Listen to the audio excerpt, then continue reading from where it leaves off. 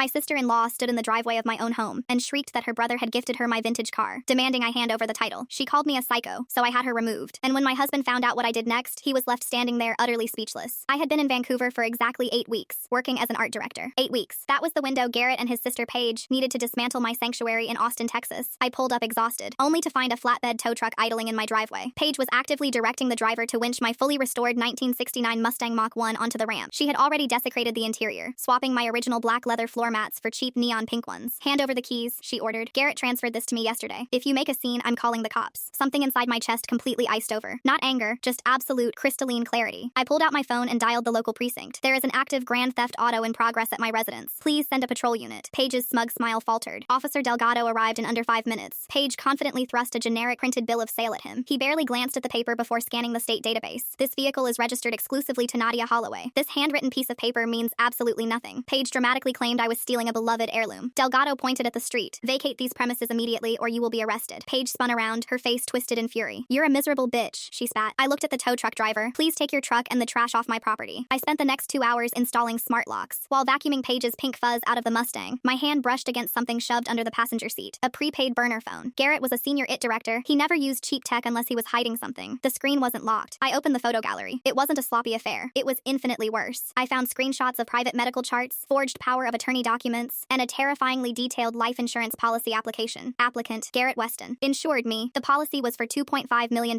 fast-tracked through a sketchy brokerage. The most chilling document was a fabricated physician's report stating I was showing aggressive signs of terminal neurological decline. He wasn't just giving my car away. He was building an airtight paper trail to have me declared medically incompetent, seize my trust fund, and wait for a convenient, tragic accident. He thought I'd be too distracted fighting Paige over a car to notice. He forgot my career revolves around noticing tiny visual discrepancies. The digital signature on the forms was slightly pixelated, copied from our old mortgage application. At exactly 8:45 p.m., I called my godfather, Edmund, a ruthless federal prosecutor. I need the nuclear option. I forwarded the gallery. Nadia, this isn't a simple divorce, he said. This is felony medical identity theft and wire fraud. Pack a bag right now. Just then, the heavy front door rattled. Garrett was on the porch, Paige hovering behind him. I spoke through the Ring camera intercom. You searched the Mustang, Garrett said, his voice trembling. That was my private property, and my medical sovereignty is mine, I replied. Edmund's deep voice echoed through the camera's two-way audio. Mr. Weston, my office is forwarding these files to the FBI first thing in the morning. Dead silence blanketed the porch. Who did you tell? Garrett stammered. The FBI, I said coldly. His shoulders slumped. You're going to completely destroy me. No, Garrett, I'm just declining to protect you. A suffocating pause hung in the humid Texas air. Garrett leaned uncomfortably close to the camera lens. Nadia, he whispered darkly. There are things in that photo gallery you still don't understand. I read absolutely everything, I said. There was a hidden, encrypted folder on that phone. You didn't find it. My blood went completely ice cold. Just open the door, Nadia, for the first time all evening. I felt completely trapped. Do not touch that deadbolt, Edmund said. His voice wasn't coming through the camera anymore. He was speaking directly into my ear through my AirPods. He is trying to manipulate you into breaking your physical perimeter. He knows he's caught. This is a containment tactic. I stared at the monitor. Garrett's face was distorted by the wide-angle lens, his pores visible under the harsh amber glow of the porch light. He looked desperate, but not apologetic. He looked like a man who had just realized his parachute had a hole in it. I'm not opening the door, Garrett, I said into the microphone. Whatever is in that folder, I'll let the forensic analysts crack it. Nadia, please, Paige interjected, pushing her way into the frame. Her arrogant facade from earlier was gone. Her mascara was smeared under her eyes, making her look feverish. You don't understand what he did for me. If you give that phone to the authorities, I go to prison too. Just give it back. We'll walk away. We'll give you the divorce. I muted the microphone. I didn't want them hearing the sharp intake of breath I just took. I go to prison too. I looked down at the cheap plastic burner phone resting on my kitchen island. It looked like a toy, but it was a loaded gun pointed directly at my life. Edmund, I whispered. Paige just admitted to criminal liability on a recorded Ring camera. I heard, Edmund said, his tone clinical. I'm dispatching a private security contractor to sit outside your house tonight. Tomorrow morning, you and I are going to the bank. Right now, I want you to power off that burner phone. Do not try to guess the password to the encrypted folder. If it has a failsafe, it might wipe the drive after 3 wrong attempts. Leave it exactly as it is. I didn't turn the phone off. I couldn't. I watched the monitor as Garrett realized I wasn't going to respond anymore. He cursed, kicked the base of the terracotta planter next to the door, and stormed off down the driveway. Paige scurried after him. The taillights of his Audi flared red in the darkness, and then they were gone. The house was completely silent. The central act hummed, blowing cold air over my bare arms. I walked into the kitchen, poured myself a glass of tap water, and sat on one of the bar stools. I stared at the burner phone. Garrett was an IT director. He built secure networks for healthcare logistics companies. He knew how to hide things, but he also had an ego the size of Texas. He thought I was just a creative, a woman who picked color palettes and arranged typography. He didn't respect my intelligence. That was his fatal flaw. He left a burner phone under the seat of a car he assumed was already long gone. I picked up the phone. It was an Android operating system. I swiped through the app drawer. There was no app labeled encrypted folder or secure vault. That would be too obvious. Instead, I looked for apps that didn't belong. A Sudoku game, a basic calculator app that looked slightly different from the default system calculator, a weather app. I opened the calculator app. The interface loaded normally. I typed in me1234 nears and hit the equal sign. Nothing happened. He said I didn't find it. That meant it was buried in plain sight. I connected the the phone to my MacBook with a USB-C cable. A prompt appeared on the phone screen asking if I wanted to allow file transfers. I clicked yes. Opening the file directory on my Mac, I started combing through the Android system folders. I bypassed the standard DISM and downloads folders. I went into the application data. There it was. A folder titled n.sys_cache_backup each. The period at the front meant it was a hidden folder, invisible to anyone just casually swiping through the phone's gallery. I copied the entire folder to my desktop. I wasn't going to try to open it on the phone and risk triggering a wipe. Inside the folder were 12 PDF documents and 3 audio files. They weren't password protected. The encryption Garrett had bragged about was just a third-party app locker on the phone itself. Once I pulled the raw files onto my Mac, the encryption app was completely bypassed. He was an it guy, but he was lazy. I opened the first PDF. It was a bank statement, but not from our joint checking account. It was from a commercial lending institution. The account was under the name Holloway and Weston Holdings, LLC. I didn't own an LLC. I scrolled down. The document was a summary of a collateralized loan. The amount was $850,000. The collateral listed was my house, the house I inherited from my grandmother, the house that was legally solely in my name, the house Garrett had absolutely no claim to. My stomach dropped into a bottomless pit. I opened the next document. It was a warranty deed transfer. The signature at the bottom was mine, or rather, a flawless forgery of mine. It had been notarized by a woman named Dana Voss. I recognized the name immediately. Dana Voss was Garrett's administrative assistant at his tech firm. Garrett hadn't just faked a medical decline to get life insurance. He had used the forged power of attorney to transfer the title of my home into a fake LLC, and then he used the LLC to take out an $850,000 loan against the property. I clicked on the third document, a wire transfer receipt. $400,000 had been wired from the LLC's account to a business account registered to Paige Weston. The memo line read, Franchise Capital Investment. That was why Paige was so confident. That was why she thought the Mustang was hers. Garrett had convinced her that I was mentally declining, that he had legal control over my assets, and he was using my stolen equity to fund her failing business ventures to keep her quiet and complicit. I felt nauseous. I pushed the laptop away and ran to the downstairs half bathroom, gripping the edges of the porcelain sink until my knuckles turned white. I splashed cold water on my face. 8 weeks. I was in Vancouver for 8 weeks. He orchestrated an entire shadow life while I was on set directing a commercial campaign. My phone buzzed in my pocket. It was a text from an unknown number. You think you won tonight, Nadia? You didn't. Check your personal checking account. Gee, I pulled up my banking app. Face ID unlocked it instantly. Available balance, $412.50. I refreshed the page. It didn't change. I clicked on the transaction history. Less than 20 minutes ago, while he was driving away from my house, Garrett had executed an emergency sweep transfer. He had drained all $62,000 of my liquid cash from our joint account and transferred it to an external account. The negative balance was from a pending automatic payment for the property taxes. He hadn't just stolen my equity. He had just stolen my ability to fight back. He knew I needed cash to hire a lawyer, to pay for forensic investigations, to survive while the courts froze everything. He was starving me out. At 7 a.m. the next morning, I was sitting in a sterile, glass-walled conference room at Edmund's law firm in downtown Austin. The private security guard Edmund had sent, a quiet, heavily tattooed guy named Silas, was sitting in the reception area. Sitting across from me was Owen Mercer. Owen was a forensic accountant Edmund frequently used for white-collar crime cases. He had the tired, bloodshot eyes of a man who spent his life staring at spreadsheets. Owen adjusted his glasses and looked at the printed copies of the documents I had pulled from the hidden folder. It's a classic equity strip, Owen said, his voice a low, gravelly monotone. He creates the LC, uses the fraudulent power of attorney to transfer the asset, and borrows against it. The lender didn't do their due diligence because Garrett presented a perfectly fabricated narrative. His wife is suffering from early onset neurological decline, and he needs liquid capital for specialized, out-of-network care. Can we reverse it? I asked, my voice sounding hollow even to my own ears. Eventually, Edmund said, leaning back in his leather chair. But eventually in the legal system means 18 to 24 months. The lender has a lien on your house. If Garrett defaults on the monthly loan payments, which he will, because he took the cash and ran, the bank will initiate foreclosure proceedings against you. Foreclosure? I snapped. On a house I own outright? Because of a forged signature? The bank doesn't care about the forgery right now, Nadia, Owen explained gently. To them, the documents looked legitimate. Until a judge issues a ruling invalidating the deed transfer, the bank considers that loan valid, and they will come for the house. He took all my cash, Edmund, I said, looking at my godfather. He swept the joint accounts. I can't even buy groceries right now, let alone pay a retainer to fight an $850,000 fraud case. Edmund's jaw tightened. I am fronting all legal costs. That is not a discussion. But Garrett is playing a brutal game of chess here. He knows the FBI moves slowly. By the time federal agents get around to subpoenaing his files, he's hoping to force you into a settlement. He's going to offer to return the house and drop the medical incompetency claim, but only if you agree not to press charges and let him keep the cash he stole. I'm not settling with him, I said. The cold clarity from last night was back. I want him in handcuffs. Then we have to move faster than him, Owen said, tapping his pen on the table. Garrett thinks he's hidden the money, but $850,000 doesn't just disappear. We know $400,000 went to Paige. We need to find the rest. If we can locate the remaining funds, we can file an emergency ex parte motion to freeze his accounts. Owen looked up from the papers. Nadia, did Garrett have a safety deposit box? A storage unit? Somewhere he would keep physical items he couldn't digitize? The forged notary stamp, for example. Dana Voss's stamp. I frowned, thinking back over the last 4 years. Garrett was a minimalist. He hated clutter. Everything he owned was on a server. No, I said slowly. Everything is digital with him. Then I remembered something. 3 weeks before I left for Vancouver, a piece of mail had arrived. It wasn't addressed to Garrett. It was addressed to his mother, who had passed away 5 years ago. It was a renewal notice from a private vault facility out near the airport. Garrett had snatched it off the counter before I could look closely, claiming it was just junk mail for a closed account. Wait, I said. There's a place. A private vault service on Highway 71. He told me it was a closed account from his mother's estate. Owen's fingers flew across his laptop keyboard. Texas Secure Storage, he muttered. It's a high-end facility. Biometric entry, zero digital footprint for the contents. If he used the fraudulent power of attorney to open it in your name, or a joint name, you might have access, Edmund said. I didn't wait. By 9:30 a.m., Silas drove me out to the facility. It looked like a brutalist concrete bunker, sitting off the frontage road. Inside, the air was heavily air-conditioned and smelled faintly of ozone. The manager, a polished woman named Claire Whitfield, gave me a polite professional smile when I approached the desk. I need to access my box, I said, handing over my driver's license. Claire typed my name into her system. Her smile faltered slightly. Miss Holloway, I see you are listed as a secondary key holder on box 412. However what? Your husband, Misty Weston, updated the access protocols yesterday afternoon at 4 p.m. He instituted a two-party presence requirement. I cannot allow you into the vault unless Mr. Weston is physically present with you. I stared at her. At 4 p.m. yesterday, I was somewhere over the Rocky Mountains on my flight home from Vancouver. He knew I was coming back. He locked down the physical evidence before I even landed. Claire, I said, keeping my voice perfectly level. My husband is currently under federal investigation for wire fraud. I need access to that box. I'm very sorry, Miss Holloway, but without a court order, my hands are tied. The protocol is the protocol. I turned away from the desk, my heart hammering against my ribs. Garrett had outplayed me again. He had built a fortress out of paperwork, and I was locked outside. As I walked out the glass doors into the blinding Texas heat, my burner phone, the one I had commandeered from the Mustang, vibrated in my pocket. I had kept it charged, waiting to see if anyone would reach out to Garrett's secret line. It was a text message from a number I didn't recognize. Garrett, the notary from the deed transfer, called. She's panicked. The bank contacted her office to verify the stamp. She's threatening to go to the police and tell them you stole the stamp from her desk. We need to meet. Usual place, 2 p.m. I stopped walking. Silas, my security detail, looked back at me from the SUV. The sender wasn't Paige. The tone was too sharp, too professional. Garrett didn't forge the notary stamp himself, and he didn't use Dana Voss. Someone else stole the stamp from Dana's desk. Someone inside Garrett's company was helping him orchestrate this. I forwarded the text to Edmund. I think I just found the weak link, I typed. A moment later, Edmund replied, do not go to that meeting, Nadia. Let me send an investigator. I looked at the text on the burner phone again. Usual place. I knew exactly where that was. For years, Garrett had conducted his off-the-books vendor negotiations at a quiet, dimly lit cigar lounge on 6th Street. If I waited for an investigator, the accomplice might spook and run. They were already panicked. Panic made people talk. I opened the SUV door and looked at Silas. We aren't going back to the lawyer's office, I said. We're going to 6th Street. Silas didn't argue. He just merged the heavy SUV onto the frontage road and pointed it toward downtown. I spent the 20-minute drive staring out the tinted window at the heat waves shimmering off the Texas asphalt. My mind was moving so fast it felt like a physical hum at the base of my skull. Garrett thought he had locked me out. He thought by sealing the physical vault, he had severed my last tie to the evidence. But he made a mistake. He trusted someone else to do his dirty work. He let another person hold a piece of the puzzle. We parked in a garage 2 blocks off 6th Street. It was pushing 1:30 p.m. The midday heat was absolutely suffocating. The kind of heavy, wet air that makes it hard to pull a full breath into your lungs. Silas walked 2 paces behind me. He was wearing a plain gray polo and jeans, blending in perfectly, but the way he scanned the street made it obvious what he did for a living. The cigar lounge was tucked between a rowdy sports bar and a boarded-up storefront. It didn't even have a real sign, just a frosted glass door with a discreet brass handle. Inside, the air conditioning was cranked down to meat locker temperatures. It smelled intensely of aged leather, spilled bourbon, and heavy, sweet tobacco smoke. At this hour, the place was practically a tomb. A bartender was polishing glasses behind the mahogany counter. 2 older men in suits were huddled in a far booth. I picked a small table in the deepest, darkest corner of the room, positioned so I had a clear line of sight to the front door. Silas sat at the bar, ordering a club soda, keeping his back to the room, but watching the mirror behind the liquor bottles. I placed the burner phone face down on the table next to my own iPhone. 1:45 p.m. 1:55 p.m. Every time the front door opened, a sliver of blinding sunlight cut through the gloom. At exactly 2:02 p.m., the door opened, and she walked in. I recognized her instantly. Petra Kellner. She was the director of operations at Garrett's tech firm. I had met her at 3 separate company holiday parties. She was usually impeccably dressed, sharp-tongued, and terrifyingly efficient. Today, she looked like she hadn't slept in a week. Her hair was pulled back into a messy knot, and she was wearing dark sunglasses inside the dim lounge. She kept clutching her oversized leather tote bag against her chest like a life preserver. She stood near the entrance, nervously scanning the booths. She was looking for Garrett. She was looking for the man who was supposed to fix this. I stood up from my booth. I didn't wave. I just took 2 steps into her line of sight and waited. Petra's eyes landed on me. Even from 20 feet away, I saw the exact moment her stomach hit the floor. She froze, her grip tightening on her bag. Her mouth opened slightly, but no sound came out. She looked frantically back toward the door, like she was calculating if she could make it back to her car before I caught her. I didn't move. I just gave her a slow, dead-eyed nod. She walked over to my table. Her heels clicked unevenly on the hardwood floor. When she reached the booth, she didn't sit down. She just stood there, vibrating with panicked energy. Nadia, she whispered. Her voice was raspy. Where is Garrett? He's not coming, Petra, I said quietly. I gestured to the leather bench opposite me. Sit, I can't stay. I just realized I have a meeting. I need to go. I tapped the plastic back of the burner phone sitting on the table. He left this in the Mustang. I read your text. I know the bank called Dana Voss. I know you stole her notary stamp. Petra collapsed into the booth. It wasn't a graceful seated motion. Her legs literally gave out. She buried her face in her hands, her shoulders shaking. Oh my God, she sobbed softly. I am going to jail. That depends entirely on how the next 5 minutes of this conversation go, I said. My voice sounded foreign to me. It was so flat, so detached. I felt like I was watching myself operate from the ceiling of the lounge. Why did you do it, Petra? What did he promise you? She looked up. Her mascara was flaking around her eyes. He said it was just a technicality. He said you were. She swallowed hard. He said you were very sick, that your mind was going. He showed me medical paperwork, Nadia. He told me you needed specialized residential care in Switzerland, but your assets were tied up in open a trust that wouldn't release the funds in time. He said he needed the equity from your house to save your life. I stared at her. The sheer scale of the lie was breathtaking. He hadn't just forged a doctor's note for the life insurance. He had used the exact same narrative to manipulate his own coworkers. He weaponized my imaginary terminal illness to make Petra feel like a hero for helping him commit real estate fraud. And you believed him? I asked. Enough to commit a felony? He's my boss. Petra hissed, leaning across the table. He signs my bonuses. And he told me if I helped expedite the paperwork, he would authorize my promotion to VP of operations. I didn't think anyone would ever check the stamp. He said once the trust unlocked, he'd pay off the loan and the whole thing would just vanish from the ledger. There is no trust, Petra, and I'm not sick. I know that now. She shot back, her voice cracking. Dana came into my office this morning practically hyperventilating. The commercial lender called her to verify a signature on an $850,000 deed transfer. She checked her logbook. She never stamped it. She told me she was calling the police at noon. I talked her out of it. I told her I would conduct an internal HR review first. I bought us 24 hours. There is no us,